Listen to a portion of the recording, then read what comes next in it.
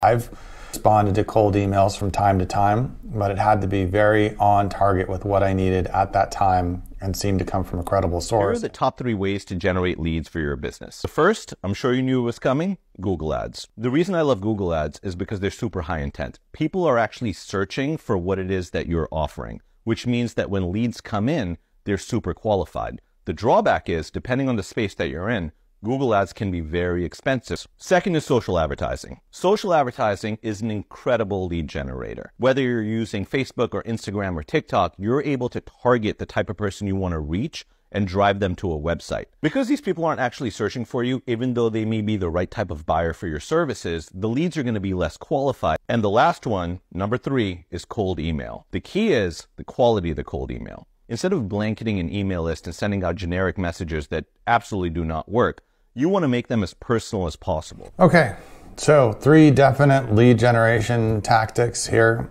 Google Ads, the trick with Google Ads, he's saying, it's good because it's buyer intent, but that really depends on what keywords you are using. As an example, my wife worked in this industry years ago, selling tee times for golf courses.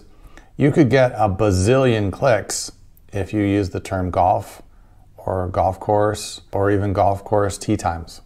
But those actually were not leads that were useful. You had to get down to schedule or find a golf tee time for the golf course that people were searching for in that area. And then you could get good conversions. But you have to be very careful with how you use Google Ads, or you can waste a ton of money and get very unqualified results. Social is the same thing. You have to really be good with targeting and have a long-term plan to just grab their contact info and get some level of interest and then nurture it over time. And then cold email, 100% agree. If it's generic spam, if it even makes it to their inbox, they're very unlikely to have much of a rate of return. If it's personalized and it's detailed and it directly appeals to a pain point that you catch that person having in that moment, you can have some success with it. I've responded to cold emails from time to time, but it had to be very on target with what I needed at that time and seemed to come from a credible source and seemed to be not a completely spray and pray generic email.